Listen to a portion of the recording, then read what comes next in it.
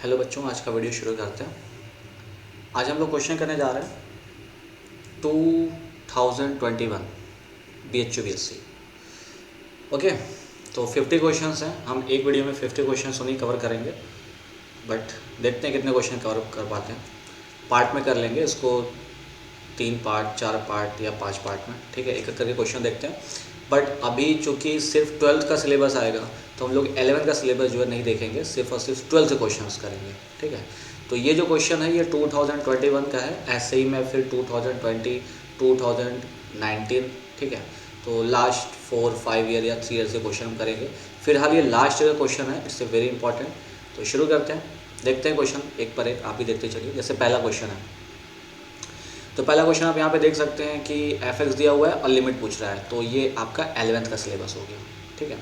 तो इसको हम स्किप करते हैं, नेक्स्ट क्वेश्चन पे आते हैं। थोड़ा सा ये गड़बड़ है, बट फिर भी गड़बड़ है, बट ये दिख रहा है कि लिमिट का ही क्वेश्चन है ये, ठीक है। तो इसको भी स्किप करना है, हमें आगे चलना है। कॉन्टिन्यूअस, देखिए यहाँ पे मैं इसको थोड़ा सा जो है ऐसे जूम करता हूँ और क्वेश्चन 3 देखते हैं। क्वेश्चन 3, ठीक है। ये जो हमारा 12th का है, तो इसको थोड़ा सा जूम कर देता हूँ ताकि आप देख सकें। आई होप कि आपको दिख रहा होगा, ठीक है।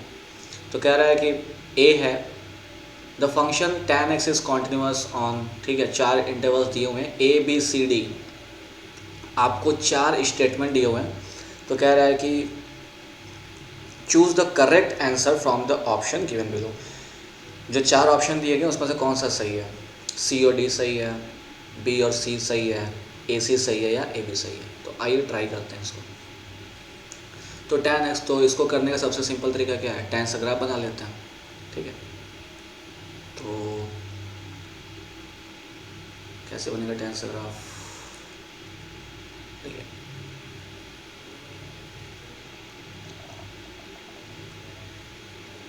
हमें 0 से π/2 तक ही देखना है। तो कुछ ऐसा होता है, ठीक है।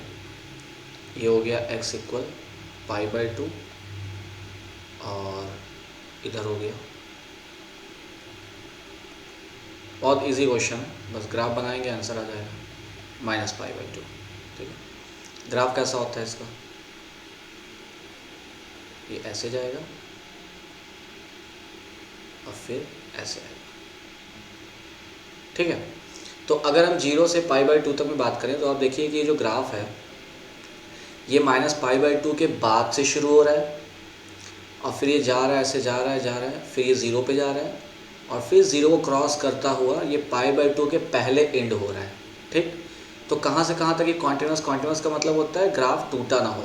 तो मुझे दिख रहा है कि ग्राफ 0 पर भी है, 0 पर ग्राफ है और π/2 पर नहीं गया है, ठीक है। तो ये मुझे फिलहाल दिख रहा है। तो देख लेते हैं। अभी देखो, अगर मैं डी ऑप्शन देखूं तो ये गलत है, ठीक है। डी ऑप्शन गलत है। डी ऑप्शन क्या है? गलत है। क्यों गलत है डी ऑप्शन? क्योंकि यहाँ पे π/2 को भी लिया है, बट π/2 को नहीं लेना है। अच्छा, ये ऑप्शन भी गलत है। क्यों गलत है? क्योंकि π/2 को इसने लिया हुआ है, इंक्लूड है, π/2 हमको नहीं लेना है। अच्छा, फिर ये ऑप्शन, अच्छा पहला ऑप्शन देखो, पहला ऑप्शन भी सही है और दूसरा ऑप्शन भी सही है, ठीक है। देखो पहला क्या कह रहा है? पहला कह रहा है कि यहाँ से यहाँ तक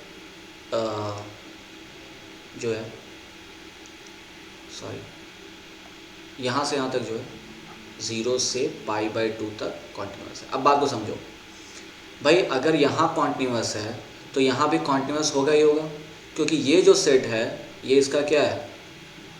प्रॉपर सबसेट है।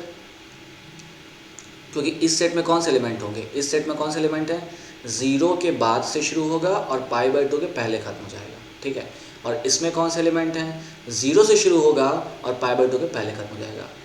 इस सेट के पास 0 एक्स्ट्रा है, ठीक है। मतलब अगर इसमें हम 0 का यूनियन कर दें इस वाले सेट में, ठीक है, तो हमें ये वाला सेट मिल जाएगा।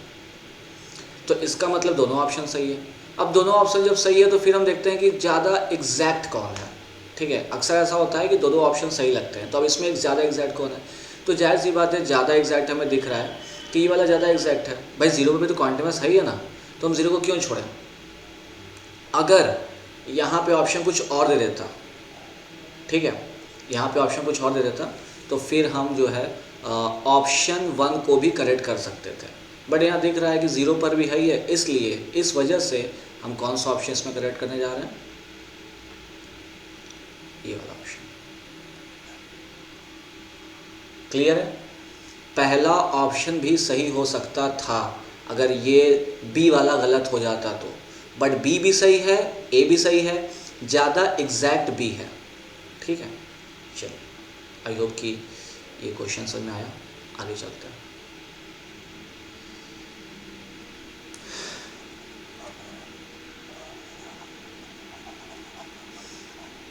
Let me rub this.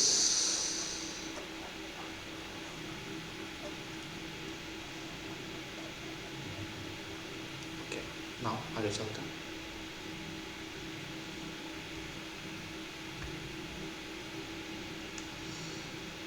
फिर क्या है, ये तो वही हो गया, हिंदी में लिखा हुआ।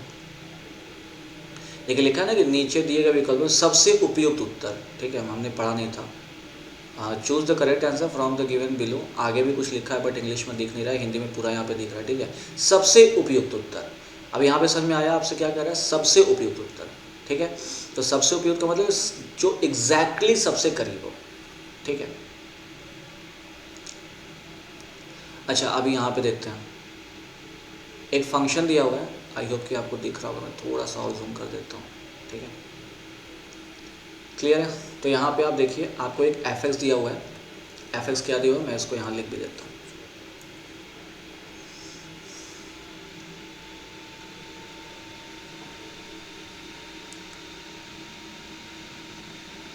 fx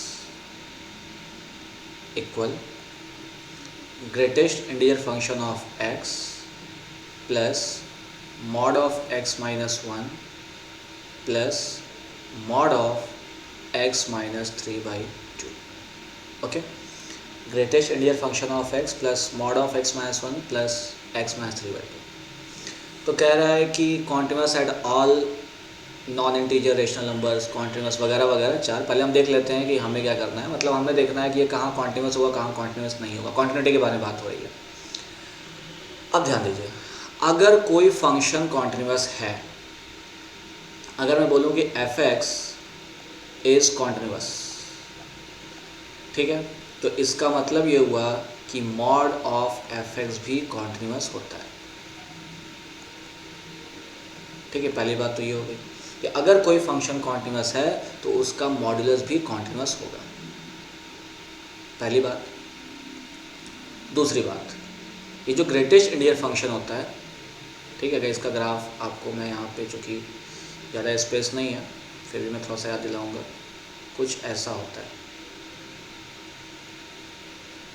ठीक है, कुछ ऐसा होता है, ऐसा फिर ऐसा, है ना, इस टाइप का कुछ होता है, ऐसे। अब यहाँ पे देखो 1 2 3 ऐसे आएगा और यहाँ पे -1। तो अगर इसको आप ध्यान से देखिए तो आप देख रहे हैं कि ये जो ग्रेटेस्ट इंटीजर फंक्शन होता है, ये जितने भी इंटीजर्स हैं उस पर इसका ग्राफ टूट गया है। जैसे 0 शुरुआत करिए, अब 0 ये रास्ता है, अब इस पर आप चल रहे हैं, ठीक है, इस पर आप चल रहे हैं, 0 से चल रहे हैं, आराम से चल रहे हैं, आराम से चल रहे हैं, कोई दिक्कत, थोड़ा सा उल्टा ले लेते हैं, ठीक है, कोई दिक्कत नहीं, आराम से चल रहे हैं, चल रहे हैं, चल रहे हैं। अचानक क्या हुआ, 1 पे ग्राफ जंप करके आ गया यहाँ पे 1 पर, ठीक है, फिर आप आराम से चल रहे हैं, चल रहे हैं, चल रहे हैं। जैसे ही 2 से पहले अभी आप हैं, ठीक है, 2 पे तुरंत आ गया जंप करके यहाँ, इसे बोलते हैं जंप डिसकंटिन्यूटी बोलते हैं। खैर यहाँ पे हमें उससे मतलब नहीं, जंप टाइप डिसकंटिन्यूटी से बोलते हैं। फिर ऐसे चल रहा है, मतलब कहने का ये है कि जितने ये ग्रेटेस्ट इंटीजर फंक्शन जो होता है वो जितने भी इंटीजर्स हैं उस पर डिसकंटिन्यूअस होता है, जितने भी इंटीजर्स हैं उस पर डिसकंटिन्यूअस होता है। तो हमने 2 चीज़ें सीखी यहाँ पे। क्या क्या सीखा? पहला, ध्यान दीजिएगा, पहला सीखा कि अगर कोई फंक्शन कॉन्टिन्यूअस है तो उसका मॉड भी कॉन्टिन्यूअस होगा, पहली चीज़। दूसरी चीज़, जो ग्रेटेस्ट इंटीजर फंक्शन होता है वो इंटीजर्स पे डिसकंटिन्यूअस होता है, बाकी हर जगह कॉन्टिन्यूअस होता है। क्लियर है? अच्छा, तो फिर अब इस अच्छा तीसरी चीज़, अगर आप कोई कॉन्टिन्यूस फंक्शन और कॉन्टिन्यूस फंक्शन को ऐड करते हैं, ठीक है, किसी डोमेन में, मान लो सी जो है किसी इंटरवल ए बी में कॉन्टिन्यूस है और ये भी जो है उस इंटरवल में कॉन्टिन्यूस है, ठीक है, तो इनको ऐड करने पे जो आएगा वो भी कॉन्टिन्यूस ही होगा उस इंटरवल में, ठीक है। दो कॉन्टिन्यूस फंक्शन को ऐड करने पे कॉन्टिन्यूस फंक्शन मिलता है, ठीक है, ये हमेशा सही है, ठीक है, एकदम प्योर बात है ये। चौथा, अगर आप कोई कॉन्टिन्यूस फंक्शन किसी डिसकॉन्टिन्यूस फंक्शन में ऐड करते हैं, ठीक है, तो कैसा फंक्शन मिलता है, डिसकॉन्टिन्यूस मिलता है, ये भी एकदम श्योर है, ठीक है, किसी इंटरवल में या किसी पॉइंट पर, ठीक है, किसी पॉइंट पर भी बात कर सकते हैं, इंटरवल में बात कर सकते हैं, मतलब जहाँ जहाँ ये कॉन्टिन्यूस होगा जिस डोमेन में, सीधा सीधा बोलते हैं, और उसी डोमेन में अगर सेकंड फंक्शन आपका डिसकॉन्टिन्यूस है तो उसका रिजल्ट उस डोमेन में क्या आएगा, डिसकॉन्टिन्यूस आएगा। अब वो डोमेन चाहे पॉइंट हो चाहे कोई इंटरवल हो, ठीक है, इतना समझ आया। तो वंस मोर, अगर एफ एक्स कॉन्टिन्यूस है तो उसका मॉडुलस कॉन्टिन्यूस होगा, हर इंटीजर फंक्शन, सॉरी क्या बोलते हैं, ग्रेटेस्ट इंटीजर फंक्शन, ठीक है, ग्रेटेस्ट इंटीजर फंक्शन जो होता है वो इंटीजर पे डिसकॉन्टिन्यूस होता है। थर्ड, कॉन्टिन्यूस फंक्शन ऐड करेंगे तो कॉन्टिन्यूस आएगा, ठीक है, अगर ये जिस डोमेन में कॉन्टिन्यूस है ये भी उसी डोमेन में कॉन्टिन्यूस है तो ये भी उसी डोमेन में कॉन्टिन्यूस आएगा, ठीक है। फोर्थ, अगर कोई डोमेन लिया, उस डोमेन में ये एक कॉन्टिन्यूस है दूसरा फंक्शन डिसकॉन्टिन्यूस है, तो रिजल्ट आएगा वो क्या होगा, डिसकॉन्टिन्यूस होगा, ठीक है। अब इसी चीज़ को करके हम इस क्वेश्चन को करते हैं, ठीक है, तो बहुत, तब तो एक लाइन का क्वेश्चन हो गया ये। अब देखो यहाँ पे कितना आसान हो गया सब। देखो x जो पहले तो इस पे आ जाते हैं, ये जो होता है बच्चों x माइनस 3/2, ये एक पॉलिनॉमियल है, ठीक है ना, x माइनस 3/2 एक पॉलिनॉमियल है, और कोई भी पॉलिनॉमियल हमेशा कॉन्टिन्यूस होता है, डिफरेंशिएबल होता है, ठीक है, कोई भी पॉलिनॉमियल हमेशा कॉन्टिन्यूस होता है, हमेशा डिफरेंशिएबल होता है। तो यहाँ डिफरेंशिएबल से मतलब नहीं है, कॉन्टिन्यूस से मतलब है, तो पॉलिनॉमियल तो डिफरेंशिएबल होगा, सॉरी कॉन्टिन्यूस होगा। अंदर ही क्वांटिटी कॉन्टिन्यूस है तो मॉड लगाओगे तो भी ये क्वांटिटी कॉन्टिन्यूस हो जाएगी फॉर आर, ये x की हर वैल्यू के लिए कॉन्टिन्यूस होगी। अच्छा, x माइनस 1 क्या है, पॉलिनॉमियल है, उसका मॉड ले लिया, तो पॉलिनॉमियल का मॉड लोगे तो क्या आएगा, कॉन्टिन्यूस ही होगा, क्योंकि पॉलिनॉमियल कॉन्टिन्यूस है और हर कॉन्टिन्यूस फंक्शन का जो मॉड होता है वो भी कैसा होता है बच्चों, कॉन्टिन्यूस होता है, ठीक है।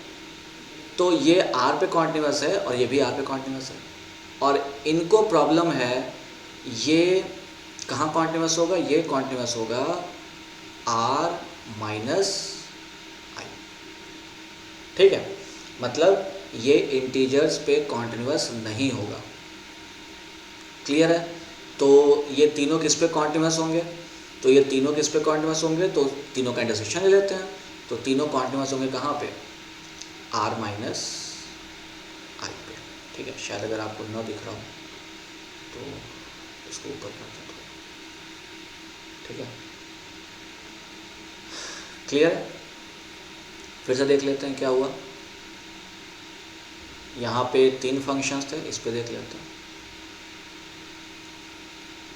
देख लो ये क्या था, ये जो है अगर r माइनस आई कर दूँ, r माइनस आई की बात करूँ मैं, तो ये कॉन्टिन्यूस है पहला वाला, दूसरा भी कॉन्टिन्यूस है, तीसरा भी कॉन्टिन्यूस है, ठीक है, तो सारे के सारे क्या हो गए, कॉन्टिन्यूस हो गया, पूरा जो फंक्शन है कॉन्टिन्यूस हो गया किस पे, r माइनस आई पे, क्योंकि ये तो r पे कॉन्टिन्यूस था, ये भी r पे कॉन्टिन्यूस था, बट ये तो r माइनस आई पे था ना, ठीक है। तो अगर r माइनस आई की बात करें तो ये कॉन्टिन्यूस होगा, और ये तो हमेशा ही कॉन्टिन्यूस है, तो r माइनस आई पे भी होगा, r माइनस आई पे होगा, तीनों का इंटरसेक्शन ले लिया, तो कौन सा आंसर होगा सोचो, मतलब ये हर जगह कॉन्टिन्यूस है, बस इंटीग्रल पॉइंट पे छोड़ करके, ठीक है। तो बस इसका आंसर देख लेते हैं क्या होना चाहिए। पहला, continuous at all the non integer rational number, ठीक है, नॉन इंटीजर रेशनल नंबर, मतलब कह रहा है कि हाँ पहला ही ऑप्शन सही हो गया, दूसरा तीसरा पढ़ने की जरूरत ही नहीं, पढ़ना है तो पढ़ लो, continuous at all non integer rational number except x इक्वल 3/2, ऐसा कुछ भी नहीं है, ठीक है। Continuous at all integer rational number, ऐसा नहीं है, इंटीजर पे तो डिसकॉन्टिन्यूस है, गलत बोल रहा है। और फिर चौथा है continuous at all integral rational number accept eight x equal, सिर्फ फंसा रहा है, ठीक है। x इक्वल 1 बोल रहा है, वो किसके लिए, इस ब्रैकेट को देख के बच्चा कंफ्यूज होगा, x इक्वल 1 के लिए। 3/2 क्यों बोल रहा है, बच्चा इसे देख के कंफ्यूज होगा। लेकिन ये आपका हमेशा कॉन्टिन्यूस है और ये भी क्या हमेशा कॉन्टिन्यूस है, ठीक है।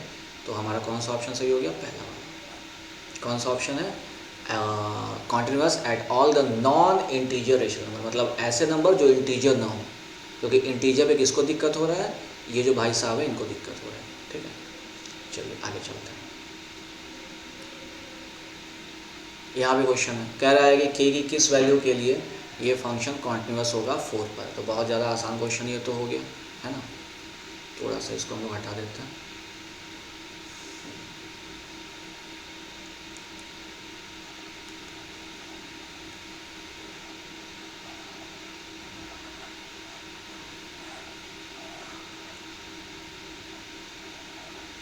ओके, तो देखिए कह रहा है कि कॉन्टिन्यूस है, तो कॉन्टिन्यूटी के लिए हम क्या करते हैं, अगर कोई फंक्शन 4 पे कॉन्टिन्यूस है, इफ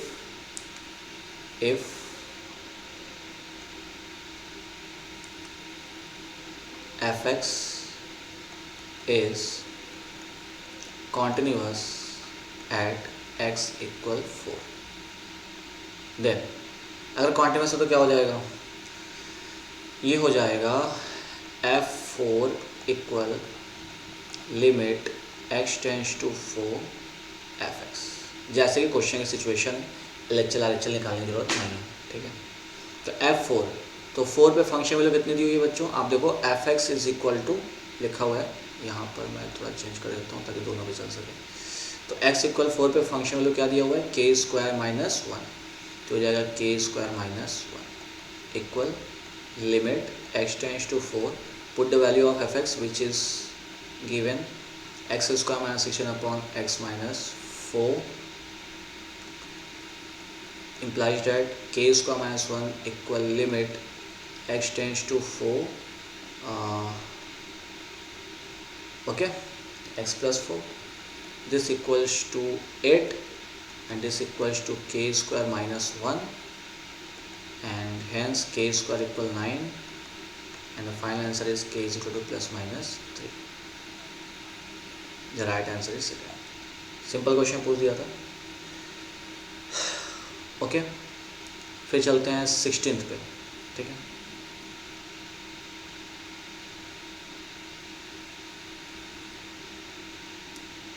सिक्सटीन्थ क्वेश्चन का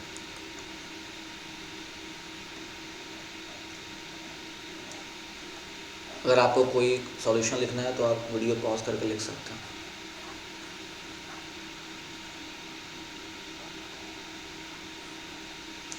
ओके, क्वेश्चन नंबर 16, ये क्या कह रहा है, y इक्वल, तो ये तो पता ही है क्या हो जाएगा, tan x प्लस y, तो y square equal tan x plus y, differentiate कर देते हैं,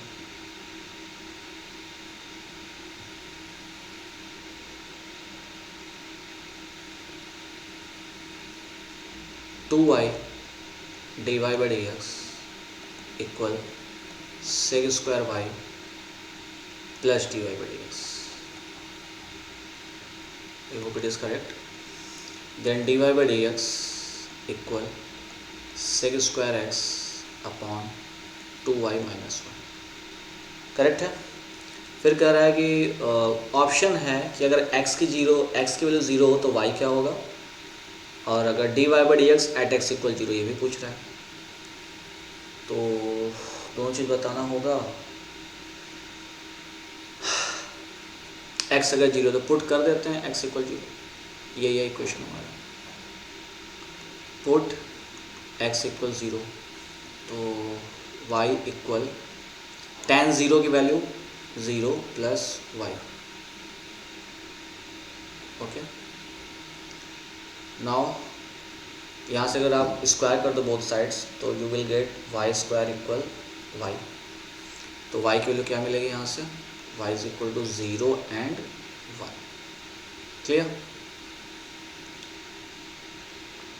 तो D Y by D x find करते हैं at x equal 0। D Y by D x at x equal 0। तो एक्स इक्वल 0 रखो तो क्या हो जाएगा, sex square 0 upon 2y minus 1 equal 1 upon 2y minus 1। अब इसको ध्यान से देखो तो अब ऑप्शन से थोड़ा सा दिमाग लगाते हैं। ऑप्शन कह रहा है कि y की वैल्यू, x की वैल्यू अगर 0 रखने पे y की वैल्यू 0 आएगी या 1 आएगी। तो देखो ये दो ऑप्शन कह रहा है कि अगर x का 0 रखोगे तो y की जो वैल्यू आएगी बच्चों, ये ऑप्शन कह रहा है कि x के अगर 0 रखने में y की वैल्यू कितनी आएगी, 0 आएगी, और ये कह रहा है 0 आएगी। जबकि ये दो ऑप्शन कह रहे हैं कि नहीं 1 आएगी, और हमारा क्या है, दोनों आ रहा है वाकई, y की वैल्यू 0 भी आ रही है 1 भी आ रही है। अच्छा, अगर मैं 0 रखता हूँ, मान लो यहाँ पे, अगर यहाँ पे मैं 0 रख दूँ, y की वैल्यू जो 0 है अगर मैं यहाँ पे रख दूँ तो D Y by D X क्या मिल रहा है मुझे, -1 मिल रहा है। मतलब अगर 0 और -1, तो 0 -1 वाला कोई ऑप्शन दिखा कि y की वैल्यू 0 आए और D Y by D x -1 आए, y की वैल्यू 0 0 0 नहीं। अच्छा, अगर मैं y की वैल्यू 1 ले लेता हूँ तो देखो D Y by D X कितना आ रहा है। तब जो D Y by D X, अगर y की जगह तुम 1 रख दो यहाँ पर तो आंसर आ रहा है 1। ठीक है ना, तब 1 आ रहा है। तो दोनों 1 1 वाला ऑप्शन है क्या, 1 1 हाँ है।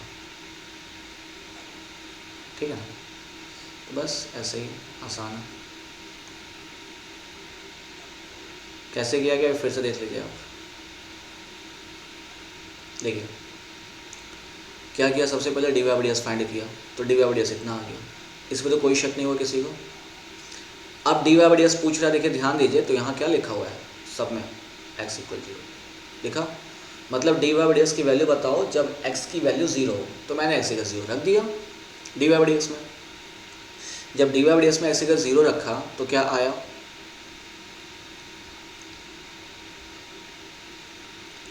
D Y by D X में x इक्वल 0 रखेंगे तो सेक स्क्वायर 0 कितना होता है 1, तो आएगा 1 अपॉन 2y माइनस 1। ये आया,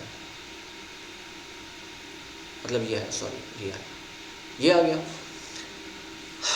अब फिर क्या हुआ कि जो गिवन इक्वेशन था उसमें जब मैंने x इक्वल 0 रखा गिवन इक्वेशन में, तो y की दो वैल्यू आ रही है, कौन कौन सी, 0 और 1। y की दो वैल्यू आ रही है 0 और 1। अब ये जब 0 मैं यहाँ पे रख रहा हूँ तो D Y by D x आ रहा है -1। तो y की वैल्यू 0 और D Y by D x -1, ऐसा कोई ऑप्शन यहाँ पे मुझे नहीं दिख रहा है। ठीक है, फिर जब मैंने y की वैल्यू 1 लिया और जब y की वैल्यू 1 यहाँ पर रखेंगे तो ये आ रहा है 1, तो 1 1 ऑप्शन मुझे दिखा, ऑप्शन नंबर 3। तो ये मैंने क्या किया, टिक लगा दिया। ठीक है, आगे चलते हैं।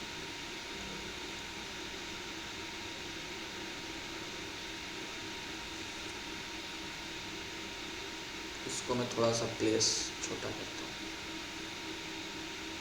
ठीक है, आई होप कि आपको दिख रहा हो,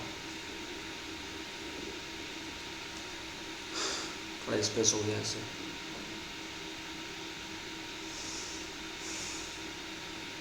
fifteen question,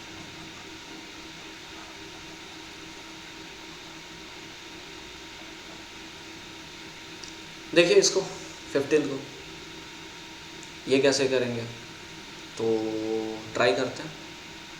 D Y by D X equal क्या हो जाएगा, पहले से RHS में कौन है, पहले से x/2 माइनस y/2, ये पहले से। ठीक, इसको इधर भेजिए तो साइन x/2 प्लस y/2। ठीक है, तो यहाँ पे फॉर्मूला लग सकता है sine a minus B minus sine a plus B.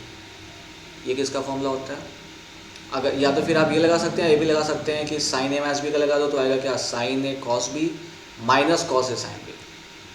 ठीक है, अगर आपको वो फॉर्मूला याद है तो जैसे मैं आपको यहाँ पे थोड़ा दिखाता हूँ, sine a minus B minus sine a plus B. ठीक है, डायरेक्ट फॉर्मूला भी आप लगा सकते हैं कॉस a माइनस बी का, या यहाँ पे ऐसे कर सकते हैं सॉरी साइन ए माइनस बी का, ठीक है।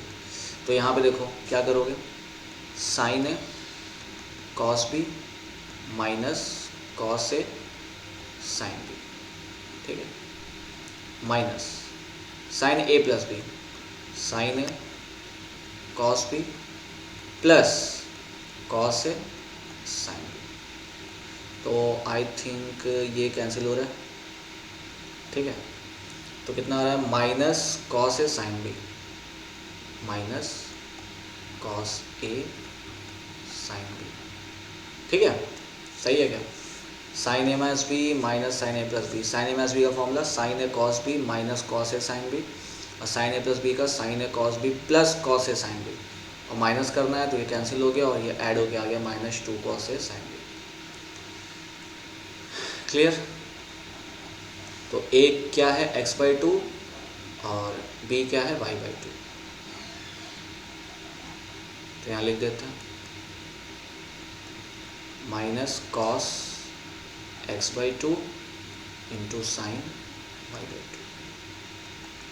तो साइन y को नीचे भेजा तो कितना हो जाएगा, कॉसेक y/2 dy, ठीक है, और ds को उधर भेज दिया तो plus cos x/2 dx equal 0। Integrate करते हैं, ठीक है, कम स्पेस है, थोड़ा सा समझिएगा। इंटीग्रेट करते हैं तो कॉसेक dy का क्या हो जाएगा, लॉग tan y/4, और क्योंकि y का कोफिशिएंट क्या है 1/2, तो 1/2 से डिवाइड करेंगे तो यहाँ क्या आ जाएगा 2। cos x/2 का इंटीग्रेशन क्या हो जाएगा, तो cos x का क्या होता है sin x होता है, तो cos x/2 का क्या होगा sin x/2 होगा। फिर x का कोफिशिएंट 1/2 है, 1/2 से डिवाइड देंगे तो 2, और इक्वल कोई कांस्टेंट मान लेते हैं हम 2c या कुछ भी मान लेते हैं, ठीक है। तो इससे 2 कैंसिल हो जाएगा, 2 कैंसिल किसी ने किया या नहीं किया है, चलिए देखते हैं, ठीक है। तो क्या आ जाएगा फाइनली, कुछ गड़बड़ तो नहीं हुआ, सॉरी यहाँ पे 2 छूट गया था, ठीक है।